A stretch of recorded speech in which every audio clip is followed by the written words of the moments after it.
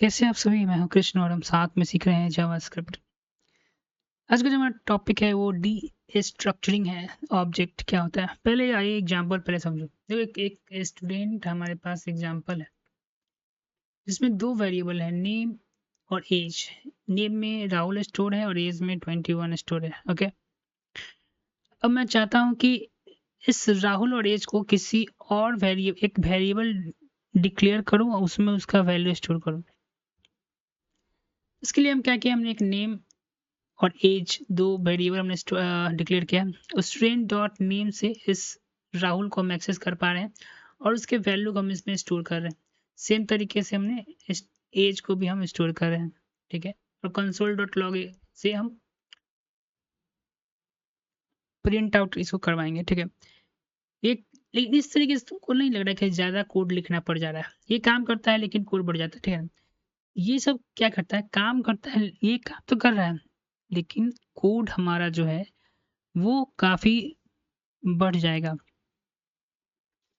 D structuring जो है ES6 का एक बहुत ही बड़ा, बहुत ही पावरफुल फीचर है जिसका काम है कि एरे के ऑब्जेक्ट का वैल्यू लेकर, ठीक है ना, किसी वेरिएबल में स्टोर कर देना वो डायरेक्टली, ठीक है ना। इसके सिंटेक्स पे बात करते हैं। सबसे पहले सिंटेक्स देखो कि डी स्ट्रक्चरिंग का सिंटेक्स देखो। एक देखिए, ये ऑब्जेक्ट हमारा स्ट्रक्चर हो गया, ठीक है। और और वैल्यू को कैसे हमको स्टोर करना है, पहले हमें लिखना है सीधे कांस्टेंट दो। ये Q1 Q2 हमारे वेरिएबल का नाम होगा और ऑब्जेक्ट का नाम सीधे रख देना। एग्जाम्पल से हम अच्छी तरीके से वाकिफ हो जाएंगे कि क्या रहा है, ये कहने की कोशिश क्या कर रहा है। एग्जाम्पल देखते हैं। सिर्फ इतना ही करना है आपको कि ये जो तरीका देख रहे हैं इसी को डी स्ट्रक्चरिंग कहते हैं। एक और हम देखेंगे, ठीक है ना, उसमें वैल्यू को कलेक्ट करने का काम आएगा। तो इसको ध्यान से समझो, कंफ्यूज मत हो जाना वहां हो जाके, ठीक है। नेम देख लो राहुल, इसका एज जो है 21 है। सिर्फ उसमें दो वेरिएबल वैल्यूज, नेम और एज, हम ये हमारा वेरिएबल का नेम है और सिर्फ स्टूडेंट का नाम यहाँ लिखेंगे। ये इसमें का की वैल्यू पेयर के अनुसार राहुल इसमें नेम में और एज में 21 में स्टोर हो जाएगा। जब इसको आउटपुट तुम कराओगे तो वैल्यू जो है राहुल और एज जो है तुमको आउटपुट में नजर आएगा। और इसी मेथड को जो ऊपर हमने किया है उसको अगर विदाउट डिस्ट्रक्चरिंग करते तो हमें कितना, ये इतना लिखना पड़ता कोड, ठीक है। और वही हम डिस्ट्रक्चरिंग जब करते हैं तो सिर्फ एक सिंगल लाइन ऑफ कोड में जो है हमारा काम हो रहा है। तो ये एग्जाम्पल जो है उसी चीज़ को यहाँ पर दर्शाने की कोशिश किया गया है कि आप जो है डिस्ट्रक्चरिंग का किस तरीके से प्रयोग कर सकते हैं। Extract only required property.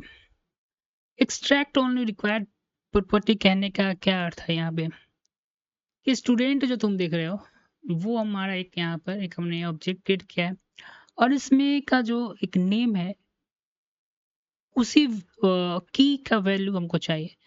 तो सिर्फ एक ही वेरिएबल हमने अपने डिकंस्ट्रक्टिंग में लिखा है और आउटपुट में हमने इसे आउटपुट कंसोल डॉट लॉग के मदद से आउटपुट भी करवाया है। तो आउटपुट में देखोगे तुम राहुल है।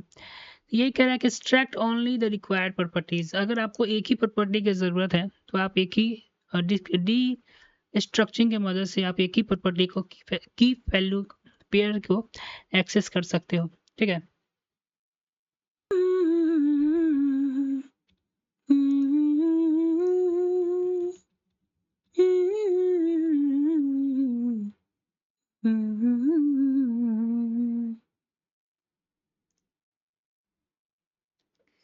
अब एक चीज यहाँ पर देखो, अब यहाँ पर रीनेम वेरिएबल कहने का मतलब क्या है।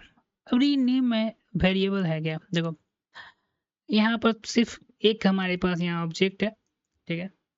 और यहाँ कंसोल डॉट की मदद से हम प्रिंट आउट करें। लेकिन यहाँ पर तुम देखोगे स्टूडेंट नेम है लेकिन यहाँ तो नेम है। लेकिन मेरा मूड चेंज हो गया। मैंने कहा ना ना ना ना, नेम हम वैल्यू रखेंगे नहीं। नेम है किसकी वेयर ऑब्जेक्ट में तो नेम की वैल्यू का हमने नाम रखा, लेकिन मैं चाहता हूँ नहीं, वेरिएबल जो हमारा बने उसका नाम हम रखना चाहते हैं स्टूडेंट नेम। तो उस प्रोसेस को हम डिकंस्ट्रक्टिंग में किस तरीके से फॉलो करेंगे। तो कांस्टेंट यहाँ पर नेम, जो यहाँ पर की वैल्यू पेयर है, उसका नाम, उसका कॉलन, उसका नाम हम रख देंगे स्टूडेंट ने, और उसमें स्टूडेंट हम रख देंगे। ठीक है, बस इतना ही प्रोसेस करना है। और इसको जब प्रिंट आउट करवाएंगे तो आउटपुट में आपको राहुल यहाँ पर दिखाई देगा। यहाँ नेम प्रॉपर्टी है स्टूडेंट न्यू वेरिएबल। ठीक है, यही कंसेप्ट है यहाँ पे। ठीक, अब मान लो कि ऑब्जेक्ट में वो वैल्यू पहले से मौजूद नहीं है। ठीक है, ऑब्जेक्ट में वो पहले से वैल्यू मौजूद नहीं है, लेकिन तुम जो चाहते हो कि वेरिएबल में जो एक और वेरिएबल हम क्रिएट करें। देखो फिर से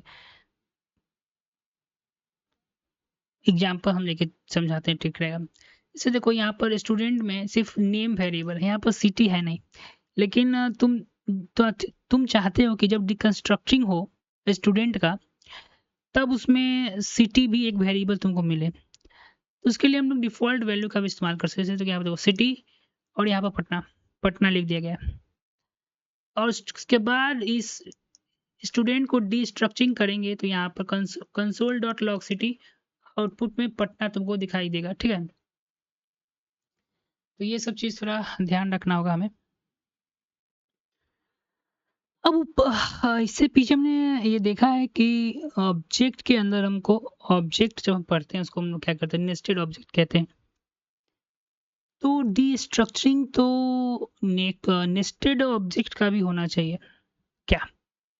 गलत बोलना हो तो बोलो। डिस्ट्रक्चरिंग तो नेस्टेड ऑब्जेक्ट का भी होना चाहिए, होना चाहिए, नहीं होना चाहिए। तो कैसे करें, देखिए कैसे करते हैं। पहले एक समझो पहले कि हमारे पास ऑब्जेक्ट है राहुल, उसके अंदर एड्रेस हमने रखा है। ठीक है, उसके बाद एक पॉइंट है, थोड़ा उस पर तो ध्यान में लाना चाहूँगा। इस पॉइंट को देखो, इस वेरिएबल को एक्सेस करने के लिए, की वैल्यू को एक्सेस करने के लिए हम क्या करते थे, user dot address dot city, ये हम देख चुके हैं सब टॉपिक। ठीक है ना, सेम तरीके से जब हम डिस्ट्रक्चरिंग करेंगे, बस एक छोटा सा स्टेप पर ध्यान रखना। एड्रेस हमें लिखना है जो हमारा नेस्टेड ऑब्जेक्ट का नाम होगा, कॉलन और उसका की का नाम हम लिखना है सिटी, जो कि यहाँ वेरिएबल हमारा रहेगा, और सिर्फ यूजर आपको लिख देना। ये ऑटोमेटिक जो है डिस्ट्रक्चरिंग जो है ऑटोमेटिक ये देख लेगा सब। ठीक है, ये ऑटोमेटिक देख लेगा, और ये सिटी में आकर वो जो है पटना आकर स्टोर, पटना ही ना, पटना आकर जो है सिटी में आकर आपको स्टोर हो जाएगा। जब इसको हम प्रिंट आउट करवाएंगे, तो आउटपुट में कुछ हमारा इस तरीके से ये शो करेगा। ठीक है, तो नेक्स्ट टॉपिक हमारा एरे डी स्ट्रक्चरिंग है, और ठीक है, तो फिर मिलते हैं एरे में जब हम टॉपिक को डिस्कस कर रहे होंगे। फिलहाल के लिए इतना ही।